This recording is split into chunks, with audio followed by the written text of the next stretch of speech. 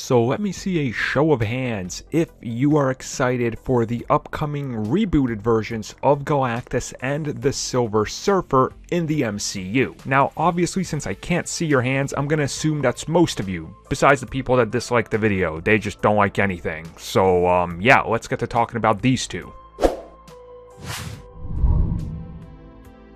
So big news, big things are happening within the confines of the MCU with Disney, with Marvel Studios, with James Gunn. We know that it looks like they're wrapping production, or might already be wrapped production, on The Suicide Squad, which is of course the sequel to The Suicide Squad. Well, the first one, which was just called Suicide Squad. Anyways, James Gunn has offered up an update when asked about the chances of seeing Galactus and Silver Surfer.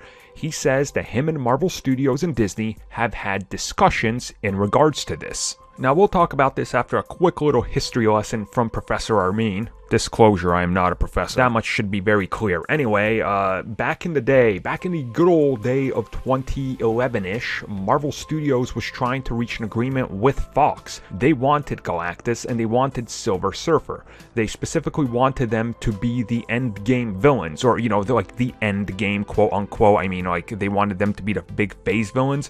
When they couldn't reach an agreement over the rights to Daredevil, this obviously didn't end up working out, so they used Thanos instead. Well, now James Gunn is saying that he's had talks and conversations with them in regards to using these two characters. Now, let's just be real with this one for a second.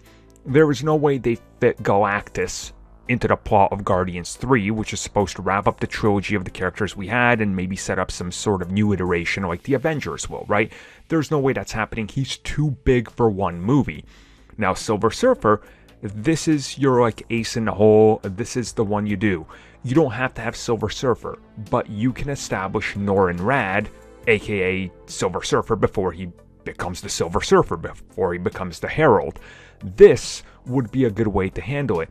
Get those pieces in there, you know, start rolling on some of these characters and character developments, and then see where they go on from here. Now, I think James Gunn will inevitably end up using some pieces of this. What pieces of it, though, you know, remains to be seen. Maybe he could use some other pieces of the Fantastic Four lore, like Annihilus, for example. Maybe work that in there somewhere.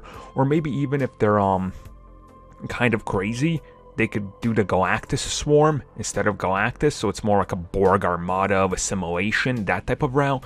Again, I think they're gonna come up with something creative in the next, you know, year till they start shooting, maybe a little bit longer. So they got some time to really get the details down, and I have no doubt it's gonna happen. You know, we know these two characters are important to the future of the MCU.